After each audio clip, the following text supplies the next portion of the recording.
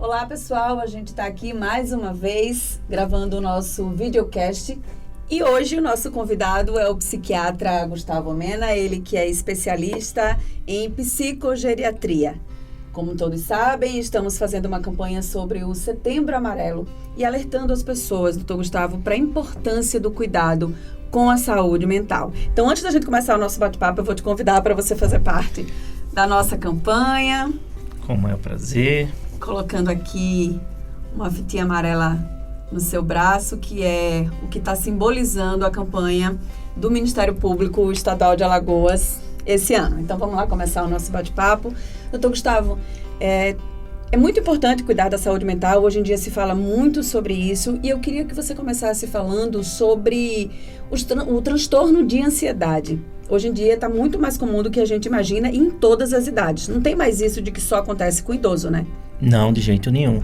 Primeiramente, quero agradecer ao Ministério Público Estadual pelo convite. Estar aqui é uma honra contribuir com esse assunto tão importante. Mas olha, uma das coisas que a gente precisa saber, né? Os dados são alarmantes. Você sabia que o Brasil é o país mais ansioso do mundo? Segundo a OMS, 9,3% dos brasileiros sofrem de transtorno de ansiedade. Todas as idades. Todas as idades. Isso acontece desde as crianças, adultos jovens, né, idosos. Todas as idades podem ser acometidas por transtornos de ansiedade. O que é que justifica tudo isso? Né? Várias causas, tanto a interação de fatores genéticos como os ambientais, mas também a realidade do nosso país. Desemprego, né, índice de alta violência e grande instabilidade econômica no nosso país. Então, tem várias coisas aí que precisam ser destrinchadas. A gente percebe que muito mais cedo, crianças e adolescentes, né, têm apresentado ansiedade, depressão. O que pode fazer com que uma pessoa tão nova, que ainda está começando a vida, né, já desenvolva esse tipo de transtorno? Olha, quando a gente fala de transtorno mental, a gente dificilmente vai conseguir isolar uma única causa, tá? Então, esses transtornos, eles têm uma carga genética importante, tá? Mas também tem uma causa ambiental, né? O que a gente chama de epigenética, é a influência do meio sobre o nosso genoma, né? Então, essas pessoas enfrentam algumas dificuldades na sua vida. Por exemplo, o bullying na infância e na adolescência, ele é responsável aí por essa segregação. A rejeição afetiva, a rejeição social, a política do cancelamento, né? Então, a gente vê muitos históricos de abuso na infância, na adolescência, né? Abuso de qualquer natureza, abuso físico, sexual, né? E até psíquico mesmo. Então, são vários os fatores que estão aí contribuindo. Também o baixo índice, quer dizer, o alto índice de pobreza mesmo no nosso país, também de analfabetismo, isso tudo contribui Fome, todas as dificuldades sociais de uma maneira geral contribuem aí para um aumento desse índice. Agora, a ansiedade, ela pode levar à depressão, e a depressão como uma das consequências, como a consequência mais grave, infelizmente pode resultar no suicídio, né? Quais são os sinais que a gente deve observar? Será que eu estou no início de uma depressão? O que eu devo observar no outro? E eu, que posso ser a paciente, o que eu devo prestar atenção em mim para saber se eu posso me autoajudar, digamos assim? Sim, é muito importante essa sua pergunta, porque a depressão, ela é uma doença que acomete diversas esferas da nossa vida. Mas, acima de tudo, a nossa vontade, a nossa energia, né? O indivíduo perde completamente o prazer pelas suas atividades que antes lhe davam prazer, né? Ele perde também a capacidade de ter vontade, a gente chama isso de volição, né? Ele fica com a avolia, ele não tem vontade de nada, tanto faz um dia maravilhoso quanto faz um dia que seja de chuva, né, para ele. Então, esses pacientes começam a ter alteração do padrão do sono, muito mais frequentemente apresentando uma insônia, mas nos casos de depressão atípica pode acontecer também sonolência excessiva. Os pacientes podem apresentar perda de peso, mas também ganho de peso. Esses extremos precisam ser observados. Isolamento social, maior frequência de fadiga, de indisposição, até mesmo de mais dores no corpo pode acontecer. Esses indivíduos começam a ter a sua cognição prejudicada, atenção, concentração, memória. Então é muito frequente os pacientes chegarem no consultório referindo: será que eu tenho TDAH? Porque eu estou desatento. Quando, eu já ouvi várias pessoas se perguntarem sobre isso. Quando, na verdade, a desatenção ela é um sintoma que pode ser proveniente de um transtorno ansioso, de um transtorno depressivo e de diversos outros transtornos, né? E também esse paciente começa a ter essa mudança comportamental, né? Nos casos mais graves até, levando a uma lentificação psicomotora, ou seja, o pensamento, a fala dele fica lentificada e até mesmo a motricidade, né? Então, nos casos extremos, também esses pacientes podem, infelizmente, evoluírem para tentativas de suicídio e até mesmo morte por suicídio. Esses números de tentativa de suicídio e suicídio, eles são altos aqui no Brasil? Tem crescido? Para você ter uma ideia, a taxa global de suicídio no mundo, ela tem caído, tá? Ela tem caído, em média, pela OMS, 36%. Mas aqui no Brasil, dos anos de 2010 a 2019, que foi o estudo que eu vi recentemente, divulgado também pela OMS, mostrou um aumento de 43% no aumento de mortes autoprovocadas aqui no nosso país. Isso significa que mais ou menos 112 mil pessoas morrem por suicídio todos os anos aqui no Brasil, né? No ano de 2010, essas mortes refletiam mais ou menos 9 mil pessoas. Em 2019, esse número subiu para mais de 13 mil. Tá? Então, é muito sério. A cada pessoa que morre por suicídio, 136 outras pessoas são afetadas diretamente por isso, e essas pessoas começam a ter risco de terem tentativas de suicídio também. Daquilo causar um reflexo nelas, né? Isso, e por isso que é tão importante a gente também falar em pós-venção, né? Que é justamente o apoio que a gente dá a esses sobreviventes enlutados do suicídio. Então, explica mais pra gente sobre o que é a pós-venção, doutor Gustavo. A pós-venção é justamente todos esses serviços que podem ser ofertados, né, grupos de apoio, né, informações que os órgãos competentes podem criar, né, acolhimento, até o próprio serviço, Centro de Valorização da Vida, 188, o CVV, ele acolhe pessoas que também estão enlutadas por suicídio, não só as pessoas que estão com planejamento ou com pensamentos suicidas, tá? Então, deve haver um investimento nessas redes de apoio, tá? Tanto nas unidades básicas de saúde, seja até serviços virtuais que possam atender, informar, responder às dúvidas mais frequentes e acompanhar essas pessoas que foram afetadas diretamente por um ente que cometeu o suicídio. Agora, a gente já falou sobre ansiedade, depressão, né, tentativa de suicídio e suicídio em si. Existe eu não sei se eu posso dizer moda, mas assim, uma coisa que a gente tem visto crescer muito é o uso de medicamentos, de psicotrópicos indiscriminado. Muitas vezes as pessoas compram no mercado paralelo, ou às vezes elas tomam numa dose além daquela que foi recomendada pelo seu médico. Queria que você explicasse um pouquinho pra gente sobre o cuidado, o quanto é importante, você que está nos assistindo, o quanto que é importante você ter cuidado na hora de ingerir um medicamento desse. O que ele pode causar? Excelente pergunta. Veja, quando a gente faz uso de uma medicação, a gente deve ouvir quem estudou aquela medicação, que pode nos explicar efeitos adversos, consequências de superdosagens, né? Até mesmo sobre a maneira de tomar aquela medicação, da regularidade, né? Mas o que a gente tem visto, principalmente aqui no Brasil, na pós-pandemia, é um aumento indiscriminado do uso dessas substâncias. Saíram vários estudos e matérias que foram veiculados pela grande mídia que mostraram que, durante a pandemia, o consumo dessas substâncias sedativas, hipnóticas, os benzodiazepínicos, o clonazepam, por exemplo, foi muito consumido durante a pandemia. Não só ele, mas também as bebidas alcoólicas, que também agravam ainda mais a situação, porque os pacientes acabam fazendo uso indevido e indiscriminado, tanto dessas medicações e ainda misturam com a bebida alcoólica. Então, a gente essa tem mistura visto é isso, uma junção catastrófica, né? Porque pode causar alterações comportamentais nos indivíduos e até mesmo, nos casos extremos, parada cardiorrespiratória, porque tem medicações que são depressoras do sistema nervoso central, né?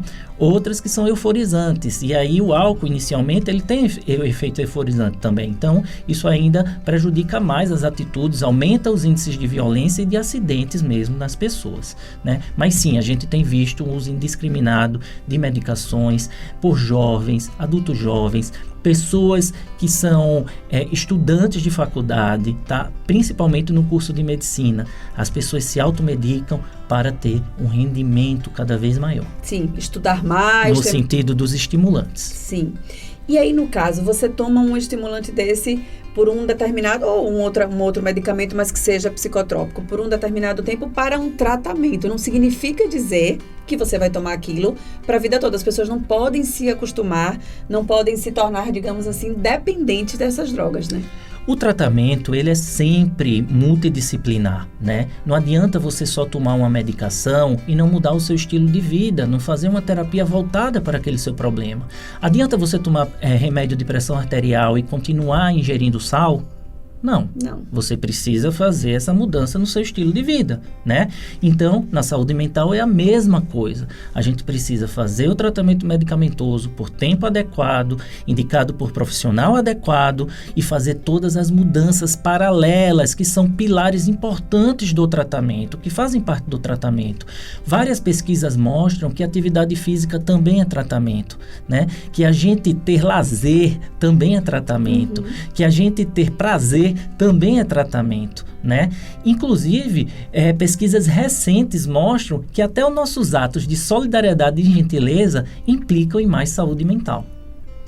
Que importante essa mensagem para a gente absorver isso para o nosso dia a dia, né?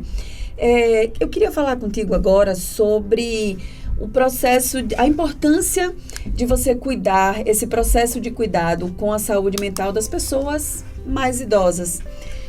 Porque elas já trazem consigo, em razão de toda a vida ali, de todos os anos já vividos consigo, as suas cargas emocionais boas, as suas experiências boas e ruins, somatizam tudo aquilo ao longo de uma vida, né? Precisa um cuidado especial com as pessoas da terceira idade? Sim, precisa, né? Precisam cuidar de uma atenção muito especial. São pessoas que geralmente desenvolvem muitas comorbidades ao longo da vida, muitos traumas psíquicos, presenciam muitas perdas, né? Então, são pessoas que têm uma história de vida que precisa ser muito bem cuidada e amparada, né? Essas pessoas, elas têm grande risco, inclusive, de cometerem tentativas de suicídio. Inclusive, um dos índices maiores é na população idosa, porque a taxa de tentativa e a taxa de morte, elas são altas, né? Porque o idoso, ele deprime com muita facilidade, o idoso, ele perde o prazer pelas coisas, ele perde sua rede social, né? E quando ele faz uma tentativa de suicídio, muito frequentemente eles morrem por suicídio, porque eles têm muita fragilidade, muitas comorbidades. Então, esse é um dado também importante, né? No caso, a família, a rede que está ali do lado, em rede eu falo assim, família, amigos, os parentes mais próximos, precisam ter esse olhar mais afetivo, essa responsabilidade afetiva, na verdade, né? Afetivo e inclusivo, né, Janaína? A gente precisa também de políticas que apoiem e facilitem a vida dessas pessoas, tanto no sentido de locomoção, quanto no sentido de lazer, né, de qualidade de vida, estimular atividades físicas ao ar livre, né? Então, tudo isso precisa ser visto. Até mesmo a própria alimentação dos idosos, que precisa ser muito bem cuidada para que eles não evoluam aí com quadros demenciais que podem também piorar pela qualidade da alimentação. Você falou um pouquinho antes sobre ideais, pensamentos suicidas, né? Como é que eu identifico que eu estou tendo? É só a minha falta de vontade de viver ou tem outros fatores que eu posso identificar que isso está me levando para um caminho ruim, ou que as pessoas ao meu lado podem identificar, olha, a Janaína está com um pensamento ali que não é, enfim, o melhor, digamos assim. Tem como identificar? Sim. Janaína está, por exemplo, se isolando. Janaína está, por exemplo, dizendo que não faz sentido a sua vida, que ela está de saco cheio, que ela não vê mais saída para o problema que ela está enfrentando. Queria dormir, não acorda mais. Queria dormir, não acorda mais. Preferia estar morta do que fazendo o que está fazendo. Então, são falas que chamam a atenção para essas questões de tentativa de suicídio. E lembrando que essas falas, elas podem vir de uma criança, de um adolescente, de um adulto, de um idoso, tá? Então, eu li recentemente um trabalho aqui feito por uma psiquiatra alagoana, na sua conclusão de curso, doutora Plúvia Cristalina, inclusive que eu quero parabenizá-la, sobre as tentativas e mortes por suicídio em Alagoas. E ela encontrou índices em pessoas a partir de 5 anos de idade. Tá? Então, com 5 anos você já tem uma ideia do que é isso, já pode ter, deprimir, já tem essa ideia formada. Já tem depressão infantil. Né? Então, essas pessoas precisam de tratamento adequado. O retardo no tratamento é um dos maiores responsáveis pelo maior índice de desfecho negativo nessas pessoas, tá? Então, lembrando que 90% das mortes por suicídio podem ser evitadas. Elas podem ter intervenções que podem salvar a vida da pessoa.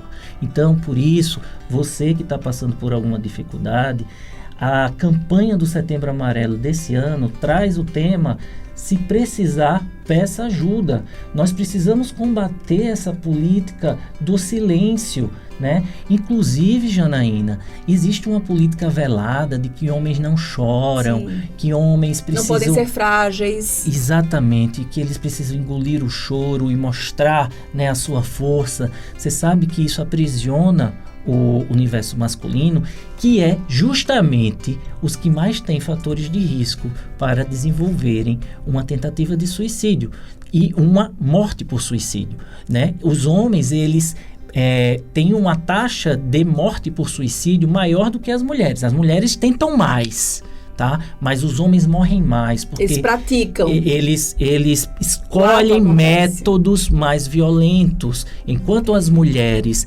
elas fazem mais tentativas por ingesta medicamentosa, né? Os homens fazem mais tentativas mais violentas, né? Que eles conseguem morrer. Não é um termo legal dizer consegue, mas que eles chegam à morte, me corrigindo, tá? Então, a gente precisa ver também que as idades precisam ser avaliadas e cuidadas, porque os jovens, eles tentam mais suicídio, mas os idosos morrem mais por suicídio. Tá? A gente tem que prestar atenção se essa pessoa está empregada, se essa pessoa está divorciada, se ela está aposentada, se essa pessoa tem um isolamento social, se essa pessoa acabou de ter uma mudança brusca na sua realidade econômica, tá? Todos esses fatores precisam ser analisados, inclusive analisadas as minorias, certo? Quem faz parte de minorias tem mais chances de fazerem tentativas de suicídio. Em razão seja da gays, segregação, transexuais, sofrem, né? Exatamente. Os indígenas, certo? E até mesmo aquelas pessoas que sofrem por algum tipo de situação de exclusão social. Doutor Gustavo, gostaria de agradecer a sua participação aqui no nosso Setembro Amarelo. Muito obrigada pelas suas explicações, orientações. Queria que você deixasse um recado para quem está nos assistindo nesse momento sobre a importância de cada um de nós cuidar da sua saúde mental e ajudar a cuidar da saúde mental do próximo. Bom, eu quero agradecer, né, e quero dizer a você que cuidar da nossa saúde mental tem que estar atrelado a cuidar também da nossa saúde física, né? Não existe saúde física completa sem a saúde mental, elas são interligadas.